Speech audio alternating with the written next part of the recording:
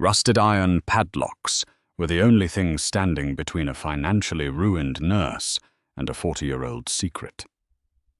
Clara broke the seal on her late uncle's forgotten mountain clinic, expecting unpaid tax bills and rotted wood, but instead found a high-security ward hiding a multi-million-dollar lie. The rain in Los Angeles felt unusually cruel the day Clara Jenkins finalized her divorce. At 38, she had spent the last decade working double shifts as an ER nurse at Cedars-Sinai Medical Center, pouring every ounce of her energy and earnings into a marriage that was rotting from the inside out. Her ex-husband, Greg, a charismatic but profoundly reckless day trader, had managed to legally siphon away nearly everything they owned. Through a combination of hidden offshore accounts, a predatory post-nuptial agreement he had coerced her into signing, and a ruthless attorney, Greg walked away with the house in Pasadena and the bulk of their savings. Clara was left with a mountain of credit card debt she hadn't known existed, and a rented one-bedroom apartment overlooking a noisy freeway. She was emotionally hollowed out, surviving on stale hospital coffee and sheer adrenaline. Then the thick manila envelope arrived. The return address belonged to Hilliard, Crane & Associates, a prestigious estate law firm located on Montgomery Street in San Francisco. Inside was a formal declaration that Clara's great-uncle, Dr. Arthur Pendleton, had passed away at the age of 91. Clara hadn't seen Arthur since she was a teenager. He was the family's eccentric black sheep, a formerly brilliant pulmonologist who had abandoned high society in the 1970s to open a private respiratory clinic in the remote, heavily forested slopes of Mount Shasta in Northern California. According to the paperwork, Arthur had died entirely without immediate family, leaving his sole remaining property, the Pendleton Alpine Retreat, to Clara. "It's heavily in arrears on property taxes, Miss Jenkins," Robert Hilliard, the stuffy senior partner, informed her over a brief, static-filled phone call. "The county was weeks away from seizing the land. You have two choices: sign it over to the state, or assume the debt and try to sell the land for a marginal profit. The structure itself is, well, it's considered practically derelict."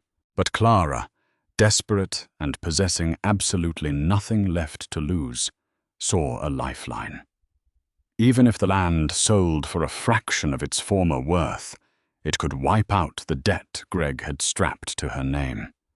She requested a week of personal leave from the hospital, packed her meager belongings into her 10-year-old Honda Civic, and began the grueling drive north up Interstate 5. Siskiyou County was a different world. As Clara wound her way up the serpentine mountain roads, the towering redwoods and dense pines swallowed the sunlight, casting long, eerie shadows across the damp asphalt. Mount Shasta loomed in the distance, its snow-capped peak piercing the fog like a jagged white tooth. The Pendleton Alpine Retreat sat at the end of a heavily overgrown gravel driveway, isolated from the nearest town by 10 miles of dense wilderness. It was a sprawling, 3-story structure built of heavy river stone and dark timber. It looked less like a medical facility and more like a fortress meant to withstand a siege. Waiting for her on the crumbling front steps was Henry Cobb, a weathered man in his late 60s, wearing a faded flannel jacket and heavy boots. Henry had been Arthur's groundskeeper, handyman, and sole companion for the last 2 decades. "You have his eyes," Henry said roughly by way of greeting, his voice like grinding gravel. He handed her a heavy iron keyring that looked like it belonged to a medieval dungeon. "I've kept the pipes from freezing and the raccoons out of the kitchen, but that's about all I could manage since the doctor got sick. I haven't drawn a paycheck in 8 months. I only stayed because Arthur was, well, he was good to me once." "I appreciate you staying, Henry," Clara said, genuinely moved. "I'm going to put the place on the market. As soon as it sells, you'll be compensated for your back pay. I promise." Henry offered a grim, tight-lipped smile. "Good luck selling this dinosaur. The locals think the place is cursed, and the developers don't want the liability." He took her on a tour of the sprawling facility. The main floor was frozen in time, smelling of dust, pine needles, and stale antiseptic. The lobby featured a massive stone fireplace and mid-century leather furniture covered in canvas tarps. Wards A and B, located on the second floor, were lined with rusty iron bed frames and ancient oxygen tanks from the 1980s. It was creepy, but ultimately mundane. However, when they descended to the basement level, the atmosphere shifted. The air grew immediately colder, heavy with a strange metallic tang. At the end of a long concrete hallway stood a massive steel fire door. Unlike the rest of the clinic's wooden doors, this one was reinforced, heavy-gauge metal. A thick steel chain was wrapped around the handle, secured by a heavy-duty master padlock that looked entirely out of place in a 1970s clinic. Above the door, a faded plastic sign read, "Ward C, Infectious Isolation." "What's in there?" Clara asked, stepping closer. She noticed deep, frantic scratches scored into the concrete floor just beneath the door, as if heavy objects had been repeatedly dragged across the threshold. Henry stepped in front of her, his posture rigid. "Nothing you need to worry about. The doctor shut that ward down in 1985. Told me the foundation shifted and cracked the walls, making it structurally unsafe. He bought that padlock the same day and told me if I ever tried to open it, he'd shoot me on sight. Arthur was a strange man, Miss Jenkins. I took him at his word." Clara frowned, tracing her fingers over the rusted steel chain. As an ER nurse, she knew the protocol for infectious wards. They required ventilation, sealing, and constant monitoring, not heavy chains and threats of gun violence. "Where's the key?" she asked softly. Henry shook his head. "If there is one, I never saw it. Let it lie, Miss Jenkins. Some doors are locked for a reason." Clara spent her first 2 days cataloguing the clinic's meager assets and scrubbing decades of grime from the master bedroom. Sleep eluded her. The sheer silence of the mountain was deafening compared to the constant siren wail of Los Angeles. On the third night, unable to sleep, she ventured into Arthur's private study on the ground floor. The room was a chaotic mess of medical journals, tax documents, and half-empty bottles of scotch. While clearing out a heavy mahogany desk, she found a hidden drawer. Inside was a stack of black leather ledgers. Clara opened the top ledger, expecting patient records or inventory logs. Instead, she found a meticulous accounting of financial deposits dating from 1978 to 1986. There were no names, only patient numbers and staggering sums of money. Patient 04.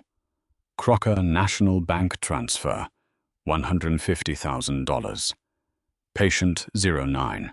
Physical deposit, gold bullion, $400,000 equivalent. Patient 14. Bearer bonds, Zurich, $850,000. Clara's breath caught in her throat. Millions of dollars had flowed into this remote mountain clinic during the 1980s. Arthur hadn't just been treating patients. He had been hiding something for them. Or hiding them. Crocker National Bank hadn't even existed since the mid-80s. Where did all this money go? The clinic's bank accounts were completely overdrawn when Arthur died. Before she could process the implications, the sudden, aggressive crunch of gravel outside shattered the mountain silence. Clara rushed to the window, her heart pounding. Headlights cut through the dense fog, illuminating a sleek silver BMW as it skidded to a halt near the front porch. A man stepped out, slamming the door. It was Greg. Panic seized her. She threw the ledger back into the desk drawer and locked it just as Greg began pounding on the heavy oak front door. "Clara, open up! I know you're in there. I saw your pathetic little Honda." She cracked the door open, keeping the chain engaged. "What are you doing here, Greg? How did you even find me?" Greg sneered, his perfectly styled hair damp from the mist. He looked exhausted, and there was a frantic, desperate edge to his eyes that she recognized from his worst days of day trading losses. "Public county records, Clara. A deed transfer is easy to track if you know where to look. Let me in. It's freezing. You have no business here. The divorce is final." "Ah, but the settlement isn't as bulletproof as you think," Greg said, leaning against the doorframe. "My lawyer caught a technicality. Any real estate inherited or acquired within 90 days of the final decree is still subject to community property mediation in the state of California. Half of this dumping ground is mine, Clara. And considering my crypto portfolio just tanked, I need liquid cash. I'm here to make sure you don't sell this land out from under me." Clara felt a cold fury wash over her. He had taken her home, her savings and her peace of mind, and now he was trying to pick the bones of her only lifeline. "The place is worthless, Greg. It's $40,000 in debt to the county." "We'll see about that. Let me in, or I call the local sheriff and show him our marriage paperwork and my lawyer's injunction." Knowing Greg would happily cause a scene that could jeopardize everything, Clara unchained the door and let him in. Greg swaggered into the lobby, mocking the dusty furniture and the peeling wallpaper. He claimed the guest room on the first floor, promising to stay until a county appraiser could come up the mountain. Clara retreated to her room upstairs, her mind racing. Greg was desperate.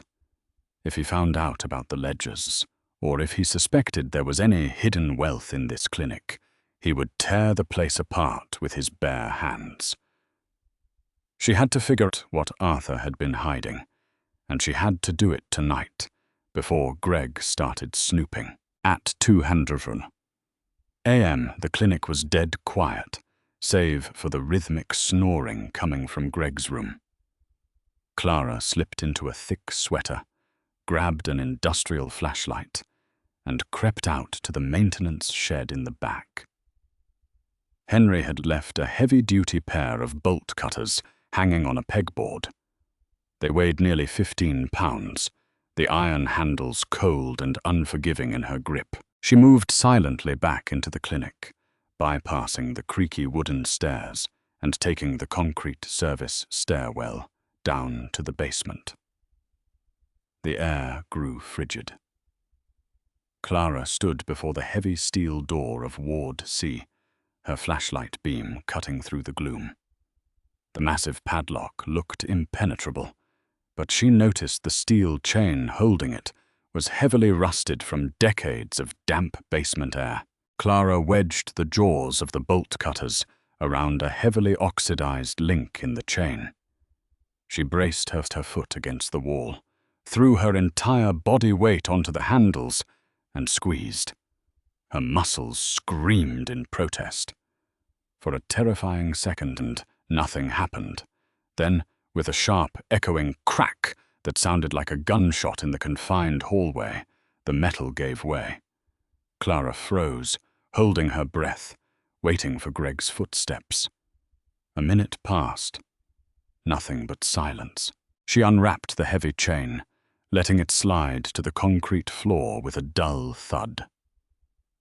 Grabbing the handle of the steel door, she pulled. It shrieked in protest, the hinges groaning as they moved for the first time in nearly 40 years. Clara stepped over the threshold, sweeping her flashlight across the darkness. She expected to see rows of rusted hospital beds or abandoned medical equipment. Instead, the beam of light illuminated a massive climate-controlled corridor lined with polished steel. The walls were not made of drywall. They were reinforced concrete, retrofitted with heavy steel plates. Ward C wasn't a medical wing at all. Clara walked slowly down the corridor, her shoes echoing off the metal floor. The space opened up into a large central room. In the center of the room sat rows of heavy green metal filing cabinets and several large industrial safes, the kind used in commercial banks. But what made her blood run cold wasn't the safes. It was the walls. Lining the perimeter of the room were 5 small, glass-fronted isolation cells. Inside each cell was a single leather armchair, an IV drip stand, and a high-end vintage record player. And scattered across the floor of the cells, spilling out of ripped canvas bags, were hundreds of shimmering, heavy gold coins, stacks of yellowed bearer bonds, and diamond jewelry that caught the flashlight's beam, sparkling like terrifying stars in the dark. Arthur Pendleton hadn't been treating sick people down here. He had been providing a hyper-secure, off-the-grid sanctuary for incredibly wealthy people who needed to vanish. As Clara stepped toward the nearest cell to inspect a spilled canvas bag stamped with the faded logo of Crocker National Bank, she heard a sound that made her stomach drop. It was the distinct, slow clapping of hands coming from the darkness of the hallway behind her. "Well, well, well," Greg's voice echoed off the steel walls, dripping with predatory greed. "I knew this creepy old place was hiding something, but I didn't think it would be the mother lode." Greg stepped fully into the beam of Clara's flashlight, his eyes wide and feverish as they darted across the shattered canvas bags and the glittering piles of wealth. The sheer magnitude of the fortune scattered across the concrete floor of Ward's defied comprehension. There were gold Krugerrands, tightly bound stacks of century-old treasury notes, and velvet pouches bleeding cascades of raw diamonds. "Greg, don't touch anything," Clara warned, her voice tight with a mixture of fear and professional authority. She kept her distance, the heavy iron bolt cutters still resting against her leg. "This isn't ours. We don't know who this belongs to or why my uncle locked it away down here." "Are you insane?" Greg scoffed, his designer loafers crunching over fallen debris as he walked toward the center of the room. He knelt beside a spilled bag, picking up a heavy gold coin and examining it under the dim emergency lights that still faintly hummed along the ceiling. "This is untraceable, Clara. Bearer bonds and raw gold? This is ghost money. Your crazy uncle was running a black market bank for criminals, and now it belongs to us. Half of this is legally mine." Clara swept her flashlight away from Greg and toward a rusted metal desk situated near the heavy bank safes. On top of the desk sat a heavy, leather-bound ledger, identical to the ones she had found upstairs, alongside a clipboard holding yellowed, water-damaged manifests. Warning: unauthorized access to Ward C will result in immediate catastrophic lockdown. Dr. Arthur Pendleton, Facility Director. Clara read the faded label pasted to the desk. Beside it, the clipboard detailed a chilling inventory of the clinic's patients. "Greg, look at this," Clara urged, her voice trembling as she analyzed the data. "Every single person who brought money down here is listed as deceased. They didn't just store their wealth here. They died here. This wasn't a bank. It was a hospice for criminals trying to hide from the law. They came here to disappear, and Arthur kept their money when they passed. "I don't care if they were the board of directors for the local PTA," Greg barked. He had already shrugged off his expensive tailored jacket and was frantically stuffing gold coins and diamond pouches into the sleeves, tying the cuffs into knots to create makeshift bags. "This is my ticket out of debt. I lost $2 million in offshore accounts last week, Clara. $2 million. This gold is going to make me whole again." Clara watched him devolve into a frantic, greedy animal. She stepped back towards the heavy steel door, her survival instincts screaming at her to leave. The air in the room was growing oppressively stale, carrying the faint, sickeningly sweet scent of bitter almonds and old dust. "You can't just walk out of here with bags of stolen gold, Greg. Henry is upstairs. He knows we're down here. Henry is an old fool who can be bought for $5,000, Greg muttered, moving from the glass-fronted isolation cells to the massive industrial safes in the center of the room. The safes were archaic, built by the Mosler Safe Company, featuring massive brass dials and heavy locking levers. "Don't touch that!" Clara shouted, but Greg was completely lost to his own avarice. He grabbed the heavy brass locking lever of the largest Mosler safe and wrenched it downward with all his might, hoping the sheer force would pop the ancient mechanism. He didn't open the safe. Instead, a loud mechanical grinding noise echoed from the walls, vibrating through the concrete floor. Clang! Clara spun around. The massive steel fire door she had forced open suddenly slammed shut with a deafening crash, propelled by pneumatic pistons hidden within the doorframe. Before she could even take a step toward it, 4 heavy cylindrical deadbolts shot out from the steel frame, locking deep into the concrete walls. The padlock chain she had cut was irrelevant. Arthur had rigged the entire room as a massive, impenetrable trap. "Greg!" Clara screamed, rushing to the door and pounding her fists against the cold, unyielding steel. "What did you do?" Greg dropped his makeshift bags of gold, his face going totally pale. He rushed to the door, shoving Clara aside, and began kicking the steel plates frantically. "Open! Open the damn door!" But the door was a solid slab of reinforced metal, designed to withstand explosives. They were sealed inside Ward C, entombed with millions of dollars in ghost money and the ghosts of Arthur's wealthiest, most corrupt patients. Above them, the faint hum of the ceiling lights sputtered, flickered, and suddenly died, plunging the vault into absolute, suffocating darkness. Clara's heavy-duty industrial flashlight was the only thing standing between them and total blackness. "Give me the light!" Greg demanded, his voice cracking with rising hysteria. He lunged for the flashlight in Clara's hand, his previous arrogance entirely evaporated, replaced by raw, unfiltered panic. Clara sidestepped him, shining the beam directly into his eyes to blind him momentarily. "Back off, Greg. If you attack me, I will turn this off and leave you in the dark. Sit down and shut up so I can think." Her command, honed by years of managing aggressive, panicked patients in the ER trauma ward at Cedars Sinai, sliced through his hysteria. Greg stumbled backward, breathing heavily, and collapsed against one of the glass isolation cells, clutching his chest. Clara took a deep breath, forcing her racing heart to slow down.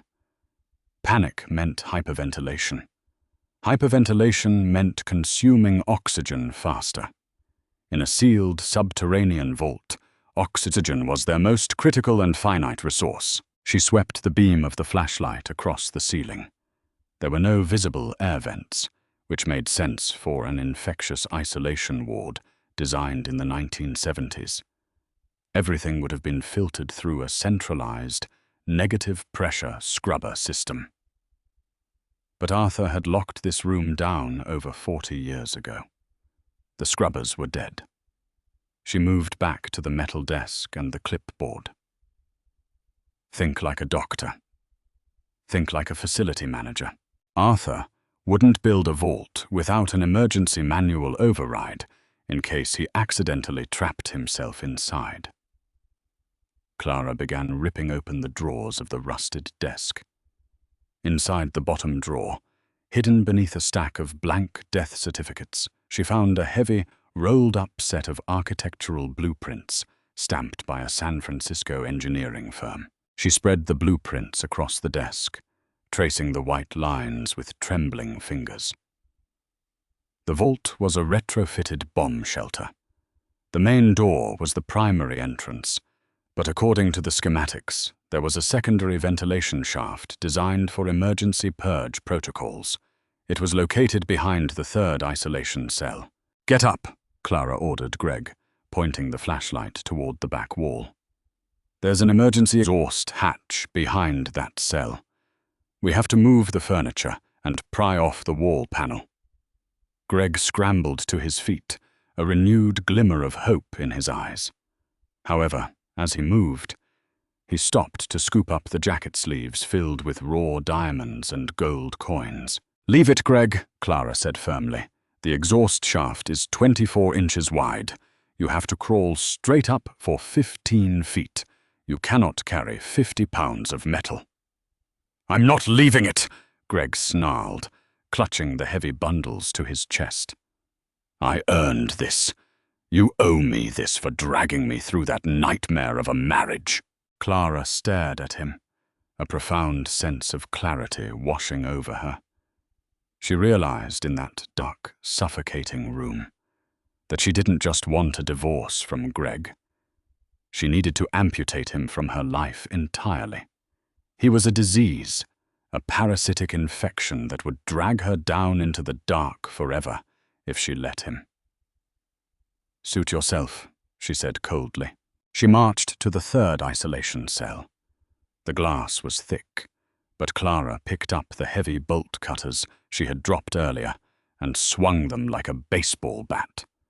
The tempered glass shattered into a million glittering pieces. She stepped inside the small cell, ignoring the ruined leather chair and the scattered bearer bonds on the floor. At the back of the cell, hidden behind a false panel of drywall, was a heavy steel grate.